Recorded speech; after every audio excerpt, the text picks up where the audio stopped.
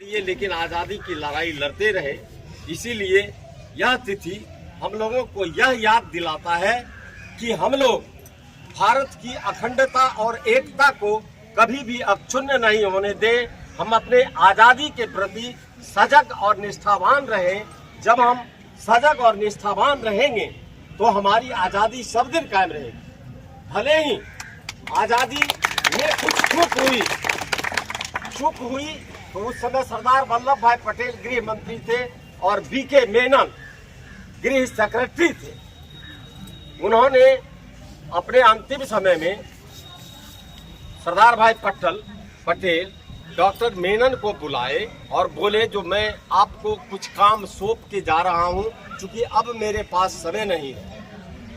तुम बच्चों को बताना जो हमने जो आज़ादी लिया, हमने आज़ादी के बाद भी जूनागढ़ में अपनी सैनिक भेजा, हैदराबाद में अपने सैनिक भेजा, जम्मू कश्मीर में अपनी सैनिक भेजा।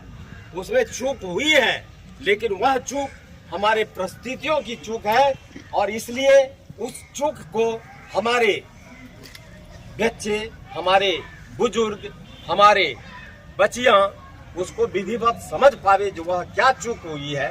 और वह चूक अभी भी दृष्टिगोचर होता है और उसी चूक को पूरा करते हुए भारत सरकार आज वैश्विक पटल पर मां भारती के नाम का इस तरह से झंडा लहराया है कि हमारे देश को किसी भी देश बने पूरे दुनिया में हमको कोई चुनौती नहीं दे सकता है। और इसी आग्रह के साथ यह किताब डॉक्टर मेनन द्वारा किताब जो लिखी गई है हमारे लाइब्रेरी में है, हम अपने बच्चिया से आग्रह करेंगे जो उस किताब को लेके पढ़ें। और इन्हीं शब्दों के साथ मैं आप लोगों को बहुत बहुत शुभकामनाएं और धन्यवाद।